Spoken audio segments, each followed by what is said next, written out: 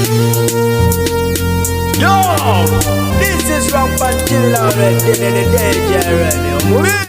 Finally ka weekend bwe kati tukasibudde abangi kati emimwa mu nnyindo anti mandekedde abambako w'amasuuti abambako obwokukera naye nga mpawo kyakufanya mulina okukera mugende nga ate munoonya ekikumi kupije daniza kakole bulungi kansubire nti oli bulungi wonna wosinzidde natera ntuuse mbere nga mbatuusaako ebibaddewo wesibadde ne wembadde oba okitegera naye nga ngerako nga te ntandika n'ensonga yagenze maaso okuba nga ate etabula abaddugavu ku mukutu ogwa TikTok waliwo omukyala eyavuddeyo yes black American nagenda maaso okuba nga ate avuma abaddugavu ba Africans jukira nti nabo ba black Americans baddugavu ngera bawulira nti black they are black okitegeera yes n'avuma ba Africans nti bawunya naye ng'agamba nti ekibaleetera okuwunya y'emmere gye balya naddala ebyennyanja ebyo olutalo ne lutandika okuba nga ate lukula mpola yes ate nga waliwo n'omuvubuka still aspearheadinzemu olutalo no agamba nti for them the black Americans siba Africans mbera ba Africans balikirawo okuba nga ate babesibako mukwano n'olyokondabira aba Nigeria abanagana abasudani aba Uganda bonna ne beeyiwa mu lutalo no nga bagamba nti mulekerawo okutumanyira muli ba slaves babatwala butwazeeyo yani abesibyeko kwega olutalo lwadde lwamu nyonyonyo naye nga ngenda kuba nga ate ndeetayo omukyalo omu bw'ati eyavuddeyo nagenda maaso okuba nga agamba nti olutalo ye yaddaloza lwakusaaga naye ekimumala enviri ku mutwe kwe kuba nti abaddugavu bano Abamerika abaddugavu bagendera ddala maaso okuba nga ate ba boycottinga bizinesi z'abaddugavu bava mu Africa singa ategeera nti oyo si mu America okitegeera bwe batyo ne bagenda maaso okuba nga ate aba boycottinga bizinesi zaabwe ekintu ono kyaga nti kikyamu kuba ate n'abazungu be beesibako ate si be bali awo nti babaagala nnyo ensonga zaawanvuyidde ddala. If you're not black, just keep scrolling. This video is for my African Americans and African brothers and sisters. Specifically for us, I am so confused.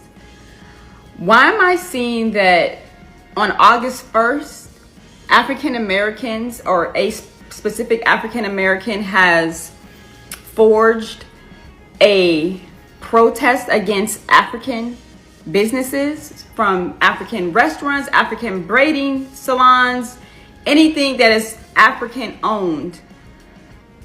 They have started a campaign that on August 1st, we as black Americans will be boycotting these businesses. What the fuck is wrong with us? What is wrong with us just as a people, as black Americans, African Americans? What the fuck is wrong with us that it makes sense to boycott African businesses because you may have had a bad experience with a African business? You've also had a bad experience with an Asian business. You've had a bad experience with a white business. You've had a bad experience with an Hispanic business, and so on and so forth. Where's the energy for those businesses that continuously come into our communities and disrespect us? But you want to start a war, a beef, continue a beef with Africans? Like, make it make sense. We are all one. Sure, we can distinguish ourselves as African American or African, but they look at us all the same. They don't look at an African and say, oh, you're African. They don't look at me as an African American and say, oh, she's an African American. No, she's a nigga. They all the same. So what sense does it make that we are boycotting our own people? Sometimes we can really be our own worst enemy. They don't even need to do anything to divide us. There's nothing more that they need to do. We can complete the mission ourselves. The self-hate, because that's what it is. It's self-hate. There is no way. I don't even know how this thing even got legs. How did this even get legs? You got people agreeing with it, like, yeah, when I go into the hair braiding shop, that's why black women ain't got edges, and that's why black women got bald spots or losing hair, because they braid so tight. What? That's the reason why you're boycotting them? Because you made a choice to let somebody braid your hair a certain way and you didn't get the desired results? So that's justification to boycott an entire community of people? Like, y'all dumb. I say it all the time to my friends and family. The majority of people are fucking stupid. And I mean that with my whole entire chest. Y'all are some dumb, ignorant ass people. Because this don't make no goddamn sense. How you boycott your own people when you got people, other races, other communities that have done far worse to us than we do to each other? But you want to sit here and boycott your own people. I don't even have no more words because I'm really going to go off and get to cursing on here, and I don't need to be doing all that. Y'all need to grow up and do better. Matter of fact, let's make August 1st, you do go to an African business. If there's an African beauty supply, if there's an African, I don't know, corner store, whatever kind of business it is out there that an African may have, go ahead and make sure y'all frequent it on August 1st. Let's counteract this ignorance because this is fucking stupid. So goddamn dumb.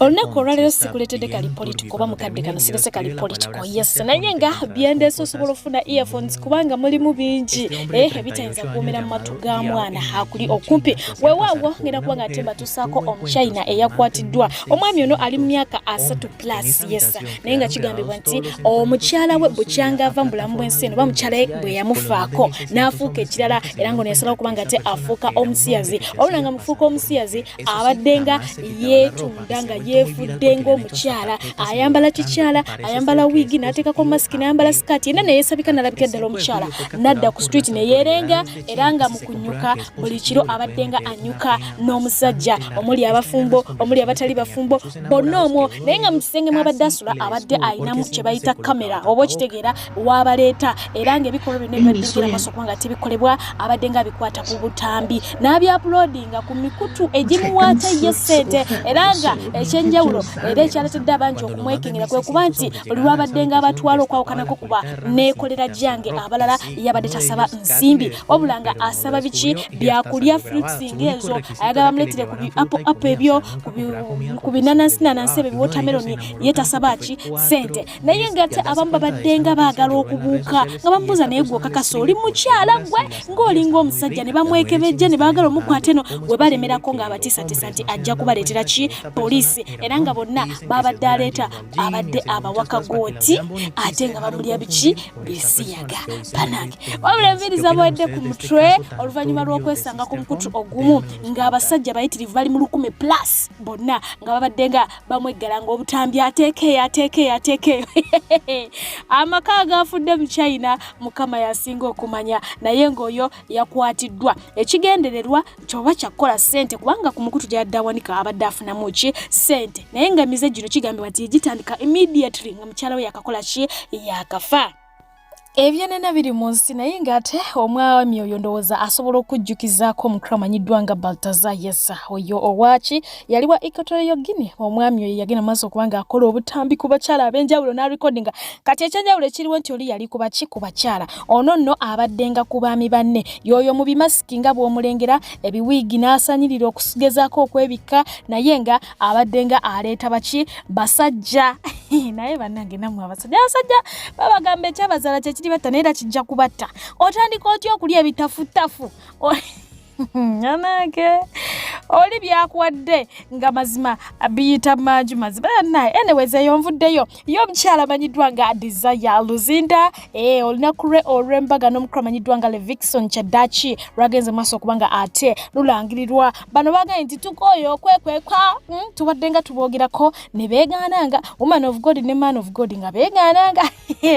waliwo omwana agambye nti kasita olengera abalokole nga bayita sister and brother manya abo beekiwinga naye nga bavuddeyo batyo kyoni bagenda maso kubanga ate batulaga nti the Vixen yamuteeka kakaweta era nakiza era nga munange buli omu yavudde nagenda nawandika ku mukutu gwe nayiwawo ekihabbatina okitegeera the Vixen agamba nti yasanga mukwano gwe kakati ebintu bitambulanga we yali abibala waliwo blog awandise n'agamba nti omuvubuka w'emyaka 32 the Vixen yewangulidde omukyalo w'emyaka 4 results and which is okay, it is the way to get naku zino cheka bana abavubuka balimu emirembe ate tunagamba introduce the couples. We have Mr. Sam Lucas and Rachel Luzinda who are joining us online, and they are getting married on the 15th of August 2025.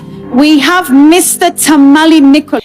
Ndowooza ke kaseera tutandika kubanga ate tufa ku midaala gyaffe bakyala n'abaami batiimu lugambo munnange webukya ng'omukyala bagoola atulaga nti ye n'omwami we Maurice Kawesi Jordan bayawukana era ebingi byaliwo byonna tuze tubiraba n'adiritinga ebifaananyi ku mikutu n'oli n'adiritinga ne basigaza kubeera nga ate batulaga nti beegasse kukuza mwana naye munange omukyala olunaku olwaliro wenjogera byakavulu wagenze ku mukutu gwe ogwa TikTok najjayo ka video ke ak'emikolo egyabwe egyali egy'okwanjula egy'ekitiibwa n'ateekako ebigambo ebigamba nti ekirimu awula n'omwami we galiba magombe abaana bagaye banake mutukwateko hava olugambo bakuno naye nga essaawa yonna omuntu adda gye yakola ki yava kikira omuganda yagira n'agamba nti amazzi gakulukutira gye gaali gakulukutidde so n'olw'ensonga eyo bwogalanga gagenzeeyo gakulukutirayo don't be surprised.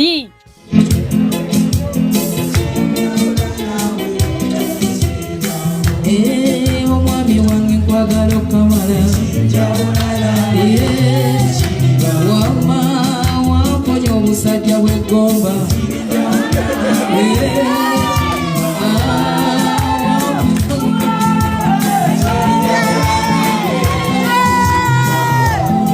kwagala omulungi yansiima nawe kwagala mukwano munnange agezako kigwe kwagala okamala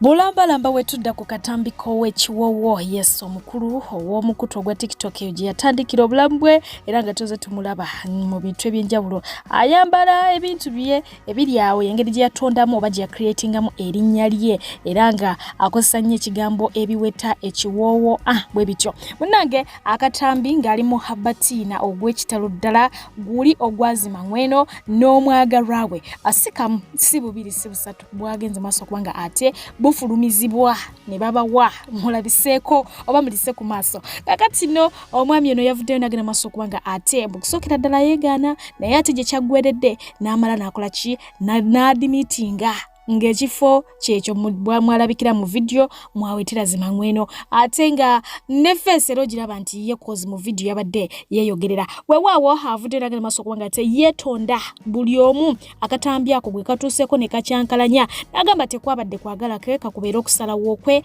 essimu zabbibwa era yenna agenda maaso kubanga abuta kuba nti yabba ki yabba essimu ze weewaawo ye omukyala gwe yabadde naye mu butambi buno nga wamanyi abakyala for us we are talkative abasinga obungi naddala mu makeeyo waliwo abakyala ababeera wano nga basirise naye nga watuuka ku bbaawe awanda omuliro mukwano omukyala yavuddeyo n'agamba nti bye mwalabye mwabirabye yeffe era vidiyo twali tuzeekoledde zaffe nga omwami n'omukyala mu biseera byaffe by'eddembe kwavingamu faani naye engeri essimu gye baazibba nkati obutambi babuta okitegeera naffe temutuveeko tetulina kyakkola bambi yayogedde bingi naye ng'ate byeyayogedde yabadde ageza obalaga nti obutambi buno tebabukola with the purpose of releasing them wabula baabukola bo nga bo abaagalana ababiri kunyumirwamu omwami n'omukyala mu biseera byabwe b'eddembe ng'oba bali awo batudde bamugee wabula mukwano wankubye zino zima ngweno n'oli amugee nti nakuwadde ziri zimanga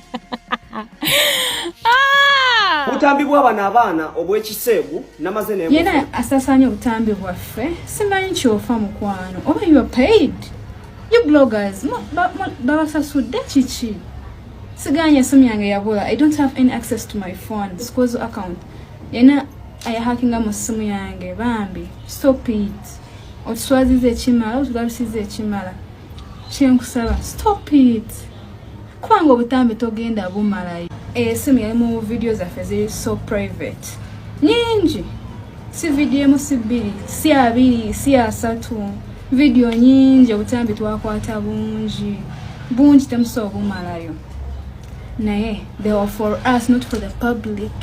No one gwe twali tuzikola okujjako ffe twayekwatanga obutambi in different places, different styles, different outfits. Nga tukola byaffe tunyumirwa tuli bavubuka we are young. Ate ku nsi tukola ebintu ebitunyumira okitegeera tetukola bintu binyumira balala. No, we are making memories, we are building a happy relationship together. So Omuganda yagira nagamba nti nafiirwa tasula ku malaalo. Yes, omukulu amanyiddwa nga Victor Kamenyo yavuddeyo n'atulaga nti ali mu habatina naye ng'ate yandibanga yazzeeyo mu kika kye kimu eyo gye bazaalako ani akola gye mama baby ndabira ddala nga gye yalaze Rwanda eyo ebintu ebyo katulire tulabe ekinave naye nga tubasabire bitambule magira sana. Y'omukyala amanyiddwa nga Rema Namakula yabaddeyo ku concert y'omukyala amanyiddwa nga Halima Namakula era ng'oyo tukimanyi nti alinga maama we kubanga abadde naye ebbanga ddene era nga ye muntu yasooka okubanga ate amusimbako eriiso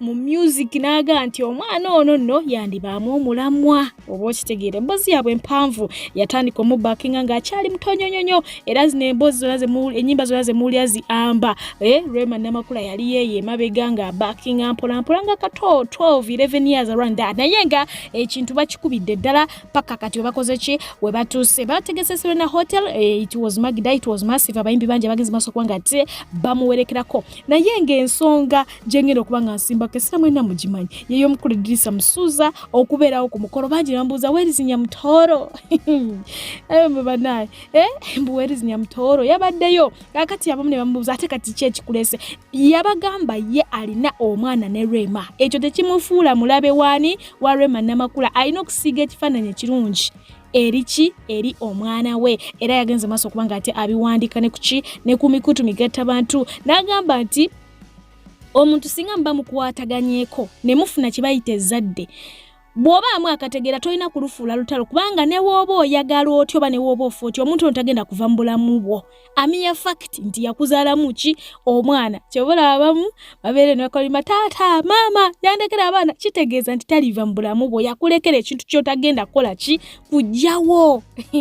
So ye Kenzo agamba nti for that matter kwe kusalawo kubanga ate agamba nti nina okukwatagana n'omukyalo ono osobola osiiga ekifaananyi kirungi eri omwana wange. So abalufuula olutalo ebyo byammwe exiwo n'omufuulo muki omuyeekera naddala nga omulinamu omwana.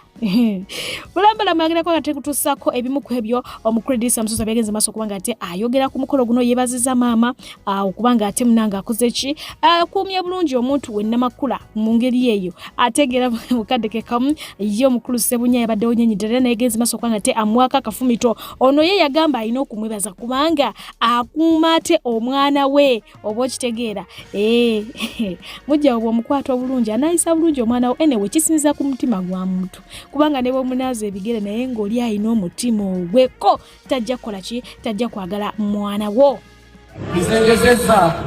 I don't have negative energy in my blood and you can differentiate that through my skin.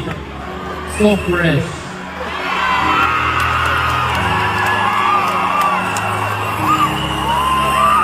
Love all the way. Love all the way. Muyekona makula mongalo bandi. Beba ne kwagala mama, beba ne muwesa kitiibwa, beba ne mubeererawo naye kimu amaanyi. Big thanks to all of you. God bless you. God bless Uganda. Mami, that's what I can say. Thank you. Salamu alaikum. Oli center ya Mkwama. Bantu bangi abayita mu situation naze zenayitamu ne baganda bange. Abamu ne bettingana, abalala ne beeyira asidi, abalala ne bekola ebintu ebibi. Naye ensi Katonda yatuwa ekintu ekyo bungi. Katonda yatuwa omukwano. Ne bw'ogugabira emyaka gyonna era tegukuggulako. Naye omuntu bw'ogaba obukyayi buggwawo. kubaba okula obukyaayi bakunyiigira bakuvuma bakukuba bakukyawa obonaaluka so omukwano tekugwawo ne bukyayi okola ki kifaananyi kino kirungi ekyokulaba obwase Buganda ate n'okulaga nti ebibaawo but like moves on.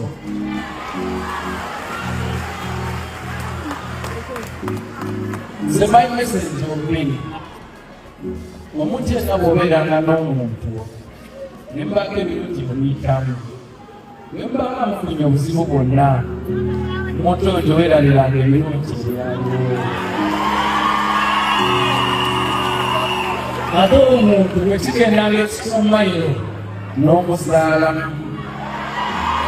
kitegeeza omuntu oyo alinira mu bulamu bwo emyaka gyonna oba oyagala oba toyagala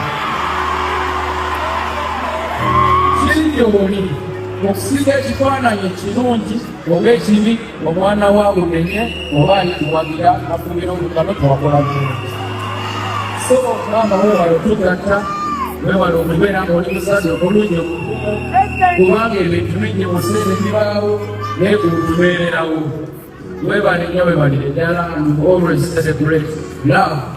You know, we love you so much. Webale kuyimba bulungi webale kubeera muzadde mulungi webale nnyo obutiito olwaleero ne baganda bange bano bonna n'abali ku TV eyo at least tutanyukako stress zetuvaako tugenda buneera nga tuli basajja twebage tunyumira mwenna abali bano baagala nnyo bizibu bingi nnyo bibeera mu nsi eno obukyayi ennaku zino bungi social media kino nakiri naye mukulembeza omukwano nsi ejja banyumira buli kimu kijja kutambula.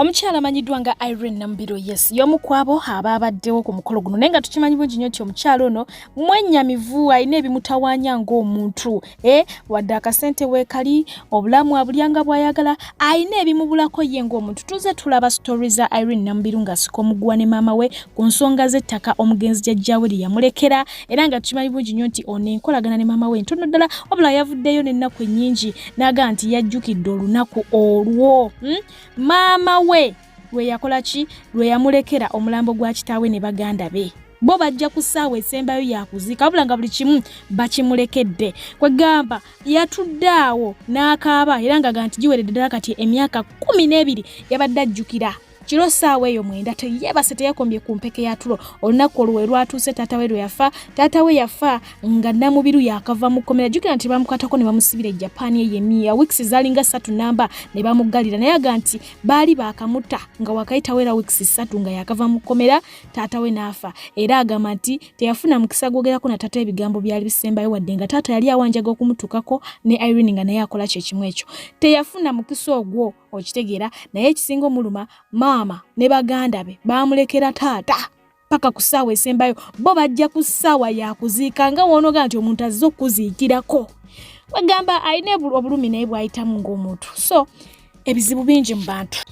Meanwhile, ye beautiful Irene Ntale yasibwati yavuddeyo nategeeza nga bw'abadde ateeseteese ekivulu naye akiyimiriza asobole okuba ng'agenda mu maaso n'emikolo gye egy'embaga ajjukira nti emikolo egisooka twakola kitwagirabako so ayagala kwongerayo emikolo emirala gigende mu maaso mu butongole n'omwami we ate nga ye omukyala amanyiddwa nga Patricia owa City Alosi kakati n'omunnanga okuva akatambi kali lwe kaateebwa nga beenywegera ne Victor Ruza mukwano ekyabatina kyaggwawo naye Victor Ruzi yavuddeyo n'awandiika n'agamba nti akatambi ako omukyalo oyo kakola kikamunyiza nnyo naye yawandiise n'agamba nti laavu ebeera laavu okujjako nga wali ozannya buzannyi era nga tewali siriyasi kubanga otalabawo nsonga yonna ereetera muntu kola ki kustopinga kwagala munne oba okitegeera okusinziira ku ebyo yatugambye nti akatambi kali olwateebwa Patricia namusaba mu break asooka abeere ng'ate abirowooza amali so stress akatambi kamu stress kamu stressinga nnyo y'ensonga lwaki baakita okuva ne kwolwo tebaddangamu kukyogerako naye ng'ate mukadde ke kamu y'omukyala Bad Black yavuddeyo n'alabula Tata Kawato ennaku zino bantu bamulisi bulungi yaliko amasannyalaze kakati oluvannyuma lw'okulaba ka video kano ng'aliwo omusajja amusooseko bwama Bad Black yasabye Tata Kawato yeegendereze nti abaana bajja kukola ki bajja kumulya olupanka mbu abaana tebasaaga kugambye weekend yabadde mpanvu nnyo era ng'omukyala Juliet Zawedde yalese bangi nga boogera oluvannyuma lw'okunywamu awo obucupa buubwo n'avaako era ng'ono yalabiddwako ng'anywegera omukulu amanyiddwa nga Dr. Jose Chameleon ate mukadde ke kamu bw'atya n'anywegera omukulu amanyiddwa nga Bushoke kwegamba n'aleka bangi nga beebuuza ani omulala yagaye nti abagagga we bati ayinza okuba nga bonna abawuuta omulundi gumwe oba okitegeera naye nga mukadde kano ngerako nga nkutuusaako mwana mulenzi amanyiddwa nga Tamale Mirundi Junior yes ono yavuddeko oluvannyuma lwa Zawedde okuba nga ate ata screenshot eziraga nti Junior abadde nga amusabiriza bega awedde emirimu kakati screenshots zino ziraga Junior nga asaba Zawedde ssente mu nnaku ez'enjawulo yasooka n'amuyita mami awo n'amugamba mami ndi mulwadde mami neetaagayo ku kasente okitegeera n'amugamba era nze wonoopa kasente nja kubeera ku side yo n'akuba eyo neefuuka missed call tebamukwata n'amugamba mami neetaagayo $5,000,000 njagala kutandikawo YouTube channel nguleko essimu nguleko neki ne laptop mami munnange please n'akuba era Zawedde teyakola ki teyamukwata tukimanyi bunyo nti Junior atandika YouTube channel era zino screenshot sayina wajja kuba nga ate azeegaanira ne waanaakola atya teyakomaawo n'akuba missed call endala n'amugamba nti munnaye oganye okunziramu naye kankujukize nti olunaku lumu ogenda kunnoonya Zawedde nkudifendinge ku mukutu wano nga siriiwo n'amugamba munnange abo ba idiots boowa ssente nga bafuulu figa bo tebalibeerawo kudifendinga naye kankwesonyiwe kanzireyo wani ewa Donizera lwaki tobeera royo eri abantu abakwagala bw'atyo n'amugamba watch the space era gye byaggweredde nga munnange Zawedde akoze ki amubulookinze naye nga point yasinze okuba nga ate emubulookingisa yeyo okuba nga yamugambye nti onneekwekako okuba nga kati tokyalina ssente sente zakuweddeko eyo mu ddwaliro gye walaze bulambalamba mwena mujjukira bulungi nnyo sagaza eddwaliro omukulu Chameleon we yalwalira Zawedde n'agenda mu ddwaliro era n'ategeeza okusasula bills byonna nga bwe mwabiraba kakati awo Junior we yali amusekerera ng'amugamba nti sente zamuweddeko kubanga yazimalidde mu ddwaliro munnange n'agamba owaye kankuwa ekibulooka jjukira nti mu statement ze yakolewa Zawedde yagamba nti kanzireyo ewa Donizera amangu ddala yadduse n'amusekeera n'amugamba nti let me go back to Donizera lwaki n'amugamba gwe yogera bwogezi kintu kimu nti munnange Donizera nze nkwagala ebikolebwa mu nzikiza tubizuula misana yogera bwogezi nti Donizera nze nkwagala osirike ffe basomesa mu kazannyo kano Donizera bw'ati byageze maaso okuba nga atakola ki amutegeeza naye nga ye Junior yavuddeyo n'agenda maaso okuba nga ate alya obuwuka n'ayogerera omukyala Zawedde ebigambo bingi nnyo naye ngenda kuwaako katono nnyo okubanga ebyokwogerako nina ate bingi nnyo nali mu kinaabiro nga naaba I remember n'onkubira Juli nenkugamba Juliet Zawedde ne mu kinaabiro naaba nenteekako ssimu ku video call kwa sabuni yali annyenze maaso ne twogera bwe naaba and I know you recorded me kubanga gwe recordinga nnyo abantu I know I did it intentionally era wano we nali neeyiwira amazzi nakukunamira nenkulaga amabina ninga kuba bwenti I know you recorded it. Kati nkuwadde all rights ka posting. Post it. Abanogala bafune ku byokola mwezi mulamba nga banyumya kunzi. Ani abalimba nti abavuga boda tebakuba kyeyo omukisa guguno Malden International Labour Consultants Limited egabudde ekuletedde omukisa okukola nga delivery bike rider mu kibuga Dubai omusala musava ate nga visa efuluma mu bwangu ddala abetaze basange Namuŋŋoona Nakibinge Road mu Lubaga Division bakubire ku namba zaabwe z'essimu 0787752329 oba 0740M73 0822 oba 0772 beba Molden International Bar Consultants Limited okujambwavo.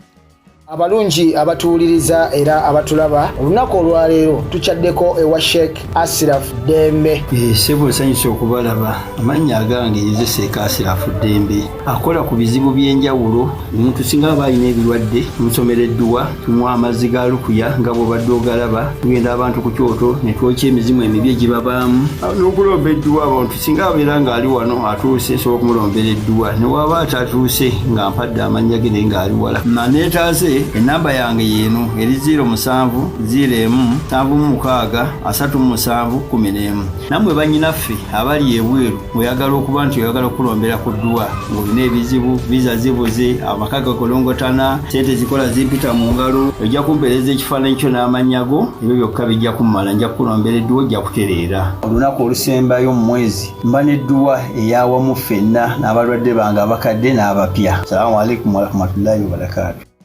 Gabadde mazalibwa ga mukyala wa Gashumba Malayika ennaku ziizaawe emabega naye nga yavuddeyo n'amugamba nti nze nsobola okuddamu n'enkuwasa kubanga oli mukyala ali incredible ndowooza okimanyi engeri gy'olimu special to me. So nga ate yavuddeyo n'abuuza abakyala nti omwami bw'aba mugagga mumuyita sugar daddy ate omwavu mumuyita mutya? Mumbuulire wabula ye nga akusingako naye ng'ate mwavu ye abeera ki? Bulambalamba ye omukyala amanyiddwa nga Zawulire Boss Lady yavuddeyo n'agenda maaso kubanga ate asaba abaami naga nti bw'oba ng'olina omukyala wo nga hasla asobola okukola ensimbi ne yeerabirira oba oli awo n'akuyambayambako ne ku bimu omukyala oyo muwe ekitiibwa ate omwagala ennyo ate era naawe omwe ku support kubanga munange si kyangu abakyala bangi bali eyo balungi tebagala kola ate banafu ate bayala oba okitegeera bayala bagala kano bagala kali nakubeera ku mutwe saawa 24 aba yakasabeza kino ogenda ogira ka message kazza kakiri bw'omunnyonnyola tayagala kumunyonnyola ayagala kimu kulaba ka message ka sentence zituuse bw'omunnyonnyola olwotandise omuwunyira zizi tayagala kola ki tayagala kumanya naye nga Zari yabagambye nti bw'omufuna ku budde abaami nga mukyala waakera ku makya n'afuluma n'agenda n'akola mukwano mwebazeeko ogenda nti munnange weebale shibabi. Ate nga ye win success yavuddeyo naye nga yeewuunya abaami naga nti naye baami mwe ki ekibatawanya olekawo otyo omukyala omulungi nga nze n'ogenda onoonya omukyala omubi nabbijjo lwaki omisusinga gold bro? Banange ani yabagamba nti bababi tebalina kubeerako nabaagalwa era bo tebalina kwagalwa kati mubatuge bonna baggweewo kozi sibategeera ye mubi yaliwo era naye abaana mweyagadde naye nga ye bw'ati awulira omudibo gumuluma n'obulungi bwe ate nga muli awulira bulinga gwe bwakola ki gwe bwasala kati yeebuuza ababi bamuyitako batya. Twabadde tuli awo ne zireeta munne Evelyn bwe bakakalabye emirimu gyabwe bw'atyo ye n'awandiika nti a man who doesn't spend on you doesn't deserve you. Women were created to be given and this is the only way a man should express his love to this woman. Omusajja atakuwa takugwanidde kubanga abasajja batondebwa kuwa bakazi ate abakazi batondebwa kuweebwa era ng'eyo engeri yokka omusajja gy'alina okulaga omukyala nti amwagala teri ngeri ndala ye bw'atyo bwakola ki ebintu bw'abitegeera naye nga ye omukyala amanyiddwa nga Rebecca Agaba mukyala wa Kakwenze ennaku zino yavuddeyo n'ababuuza naye abakyala lwaki ennaku zino mulowooza nnyo nti omusajja bw'aba takuwa ssente talina mukwano gwo gwa ddala laavu ye sente eno topic ejja kubeera ngazi etabula abantu emitwe abamu bakkiriza nti bw'oba toyina kyomuwa akuna muhabbatina bw'oba oyina kyomuwa iko muhabbatina oluzayi tujja kulwogera. So nga ate ye omukyala amanyiddwa nga Naira Ali yavuddeyo n'agamba abaami nammwe temudda mukola ki kudeetinga bakyala batakola ekyo kiriza lwe kyakugambye nti give credit omukyala akola ki akola kati ono ye yabakubiriza omukyala atakola totawaana agenda kumenya mu bufunze weewaawo genda kuba nga temba tuusaako obwana obuto bubuno butabukidde abasajja omanyi eyo gye mugenda abasinga nga mugamba nti mwagala obuto obutototololoto nabo ne bubettanira bumuyina ku bisente akati butabuse Oli musajja mukulu. Okyakwana abaana ba senior 1, senior 2, senior 3 ne 4. Bannaye. Bankuyita na taata oli kitango. Oli kitango nzaala. Ate onkwana. Amagezi mwagasibira okwana abaana b'essomero. Yeah? Oli kunze students asoma. Oyagala kunyonyolerera future yange. Dadi basinga kolonera 1 2 3. Naye ng'ebyo byonna biri awo abakugu bo bagenze Damaso kubanga ati bagunjawo empiso ya family planning ku side ey'abaami era ng'eno bagituumye Adam. Bakusimba Adam yo nomala emyaka 2 nga towakisa mukyala yenna tafuna lubuto. Anti DNA evidence zisusse okuleeta results kakati basazeewo n'abaami nabo babayiize naye ate okusinziira ku kyendaba abaami abamu si basanyufu abamu basanyufu abamu bagambye nti tuwonye okusibibwa abaana abatali baffe empisa eno bagikukuba omala nayo emyaka 2 mu mubiri abakyala babadde bagenda nga ku family planning ne zibakyakanya abakyala basanyusiraga nti nammwe kamukirozeeko kye tubadde tuyitangamu bakukuba family planning wenna feelings nezifa nobeera nga tokyayo ya mbuliri n'ogenda ku family planning novaako omusajja n'alowooza nti obato wamukyawa bukyayi kati nabo bagambye nammwe kabazi bakubeko nammwe feelings zibire nga zinaabula gihanga nene.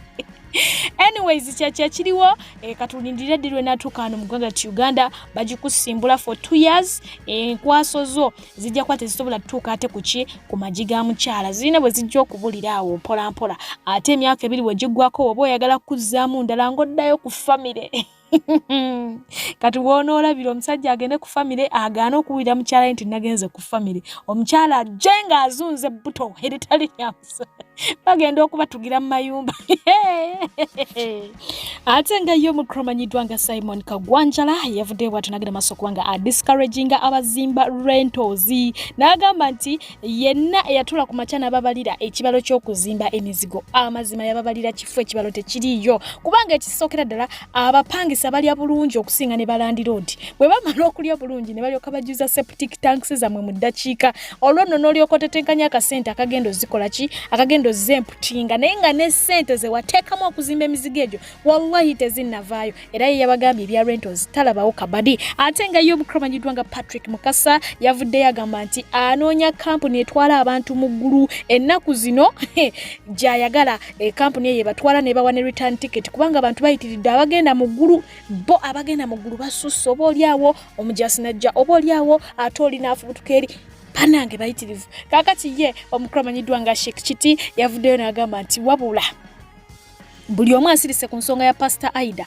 kyokka mulinda omuntu nganze Kiti nveeyo njogere olwo mumbuukire naye nga Pastor Aida byonna byayogera bulimba bwerere namwe mukimanyi wabula n'asabira endiga ezibeera mu church yani ya Pastor Aida nti Mukama azikole ki azisaasire.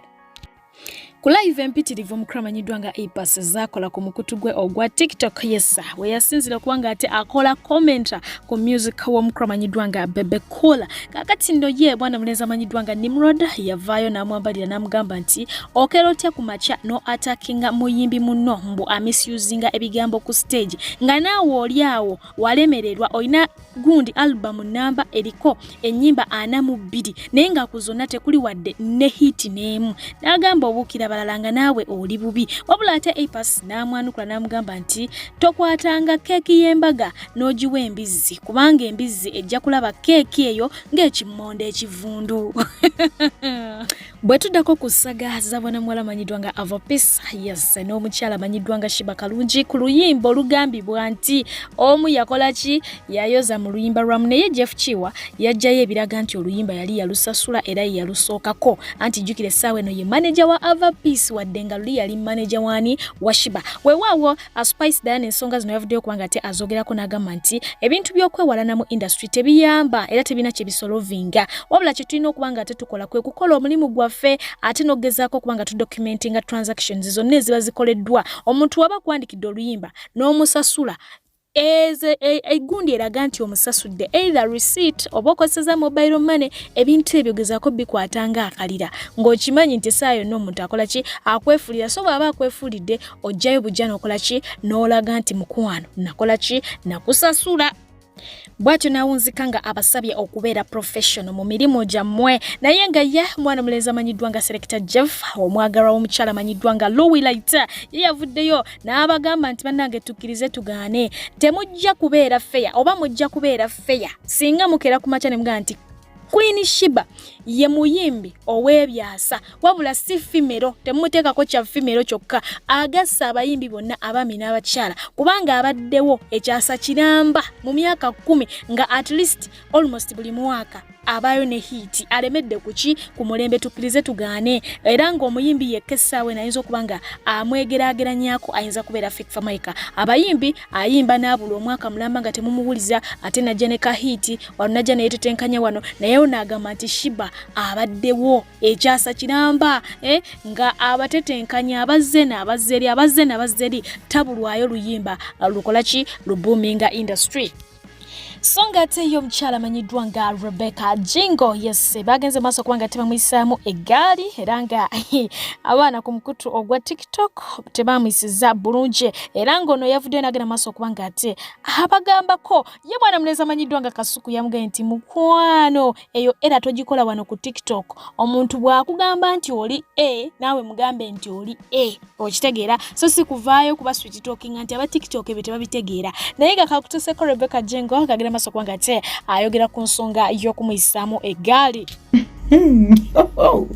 Owa mutima wa munafu akwendo jesonyiwe waliwo yakyogera bannange yali mutuufu abaana bulina ebigambo wo oba mu bitugamba mulowooza tubimanyi naye tuweewa ekitiibwa waliwo sawundi gw'otuulamu nga amazima ebigambo si bibyo naye nga watudde mu sawundi wa muntu mwana naava eri n'eggambo lye ne gucomment boom n'agukubawo kati ng'oyo yagunteereddeko munnange kitange mujjewa yafa dda 2015 ne bwe yandibadde nga mulamu era sisobola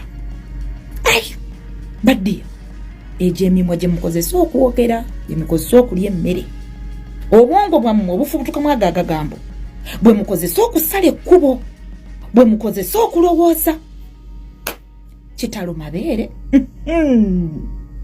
Ate nga yo mchala manyiddwa nga Azeyo yes avuddeyo nga anyumirwa ne manager n'ababuuza mulyako ku bulamu ne ba manager bammwe oba mmwe mubatya mu mirimu mingi si mu industry yokka n'emirimu egyo emirala ofunamuko ku kadde n'otikkamu ku kinnyo ne manager wo oba mubeera mu bitaafu 24/7. Do you eat life with your manager?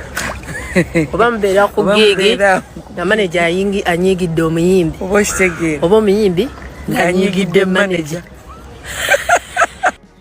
Nedda nkuguddemu oyagala sente olabika tunjagala oluyimba luzadde eminyira oluyimba olwo lwa Ragadi raga nonti laga yes Ragadi yaluyimba dda twakulira ku luyimba olwo kakati essaawa eno Mickey Wine yaluzeemu agamba nti omuwala oyagala ssente olabika tomwagala ekintu ekyanyiziza Ragadi agamba nti Mickey Wine amanyi bulungi nnyo amateeka ga copyright naye teyamunoonyezaako wadde okumwebuzaako oba oluyimba aluddemu oba taluddamu zino saga zize zibaawo mu music industry kubano si kwezisookedde abantu bangi tubalabye nga bakomplaininga oneddamu oluyimba lwa taata waffe yafa teyatusaba lukusa tugenda musuubinga era ne Ragadi yagambye atwala Mickey Wine mu kooti bw'atamwa miliyoni 3 tamuggyako ngalo.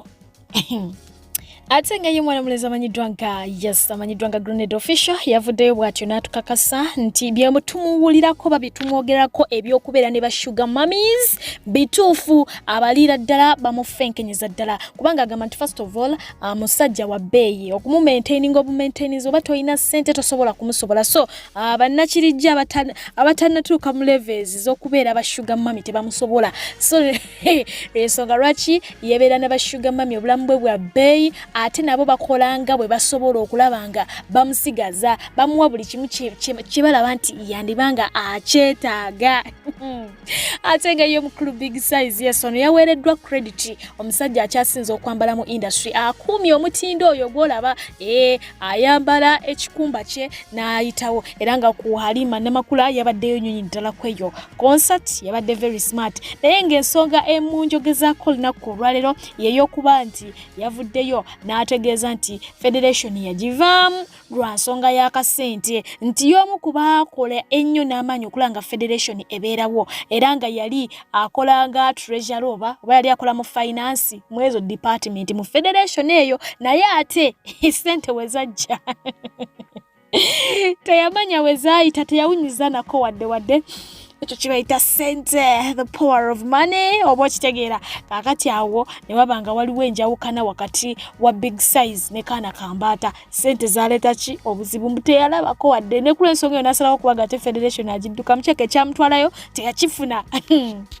Katono nnyo ngenda kwesuulako mu ka politics naye nga si kannyo kubanga ate namulondo weeno nnyo okitegeera agaliwo gagamba nti yono alina interest y'okubanga yeesimbawo emakindi eyo era y'ensonga ndowooza lwaki omulaba ne banna struggle tabata ku kido wali wonna ababeeramu mbu ebyo biri eyo. So katulinde tulabe naye nga ye mwana mulenzi amanyiddwa nga Bruno K olunaku olwalero ajaguza amazaalibwa ga muwala we Briera ng'aweza emyaka 6. Omwana ono bamuzadde juzi naye emyaka gidduka ate ng'essomero lya Grill yazemu kubanga ate limuwa obwa ambassador nga brand ambassador awedde emirimu so nga ate ne n'abawanuka ajaguza amazaalibwa ge waliwo abamugaye nti n'owezeejo emyaka gyonna ekintu ekyo babagamba mulekero kibuuza bannaye temuwulira Dana n'abatanzi Gana, Florence Nampija n'abagana. Stop asking people ozaala di. People are facing challenges. Go ozadde zaala beera n'abaana bo. Leave people alone.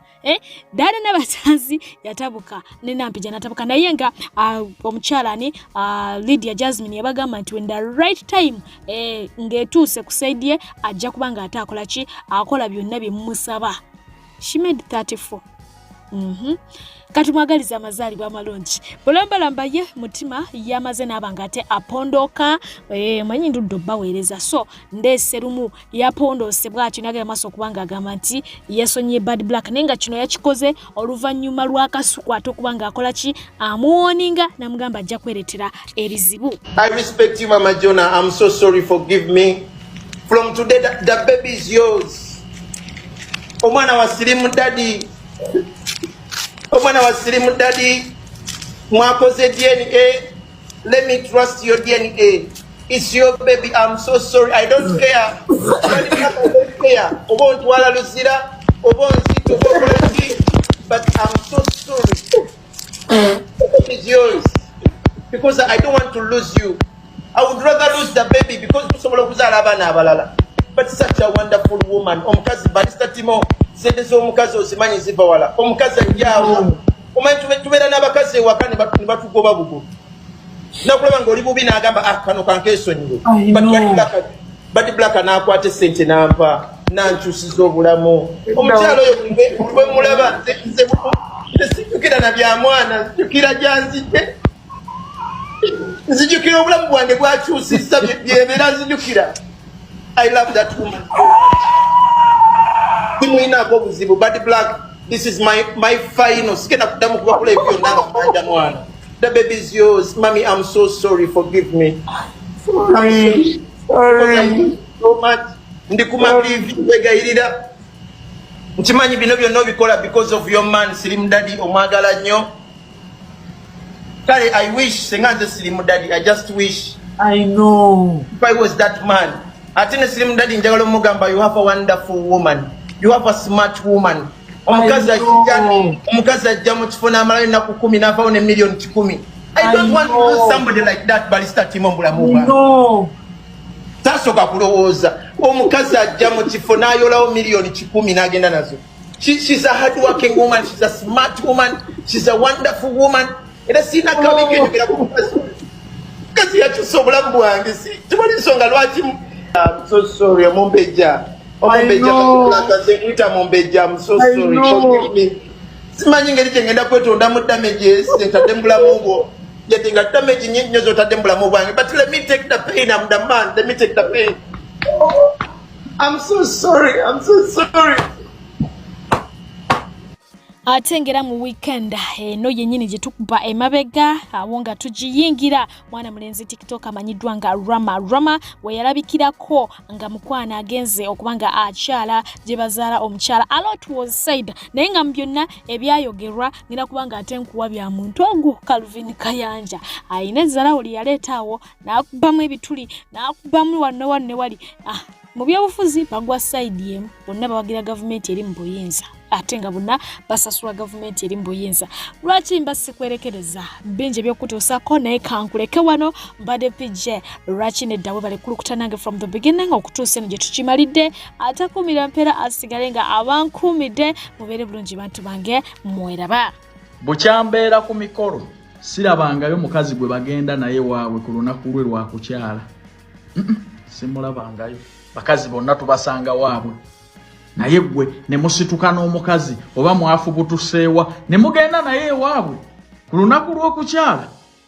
Omukolo ogukolebwa mu Airbnb mbangulaba nze Calvin ebintu by'ekifere byonna mbimanyi naye nga lwaki mupangisa amaka g'omuntu okukoleramu omukolo ogw'ekifere? Naye owaaye bw'oba oyagala essente z'awano bagamba bwe zikubula mu bulungi zinoonye mu bubi. Abantu bawano banguwa nnyo okusondera essente ez'okwonoona naye bagambe nti njagala kukola bizinesi. Omukolo ne bw'oba togugwana obukadde 10 babuleeta owaabiri aleeta owazina aleeta bibonna baseke banguwa mangu okubiteekamu essente naye gamba nti nze njagala kukola bizinesi njagala kwezimba tojja kubalabako muli batuufu. Omuntu aba yakoze omukolo mu Airbnb nze ne bwe ntunula bwe nti mba mulaba teriiyo mukazi gw'osituka naye ku lunaku lw'ogenda kukyala waabwe. Ebyekiferefere mba mbiraba naye nga muli batuufu mubamaleemu akajanja. Ye maama sente zo baazisonda naye ekero video jako kyayibwa abantu baba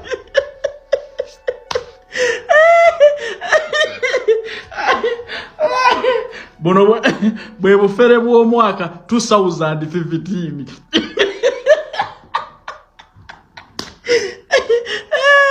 Calvin kanasinikira banansinisa ebinnyo omanyi bakambwe naye ezo omukolo guba gukolebwa mu Airbnb ate yalayisirayisi mbangulaba nyumba mwapangisiza mpangisa. Abaagala okugenda ebweru bantu bange temugwa mu bafere wendi okubajjukiza ng'emirimu gitambula n'akaaka bakatambulirawo mu bwangu. Twetaaga abavubuka okukola nga bakiriina e Dubai abavubuka 4 sente oteekamu miliyoni 2 soogerangako input ekitegeeza akantu kano babeetaaga mangu akalimu kano okuva ku myaka 21 paka emyaka 4. Interviews tugenda kuzikola lunaku lwa Monday nkubiraako gye salary ali miliyoni 1.2 mugenda kubeera bakiriina Dubai ku bisaawe bya nnyonyi bavubuka mwekka twagala 4 eno mega contract babeetaaga Dubai. Noonyaako ku noti 7 oba noti 7 ogenda kuba nfuna butereevu naye maama ab'omukolo batukubye wununu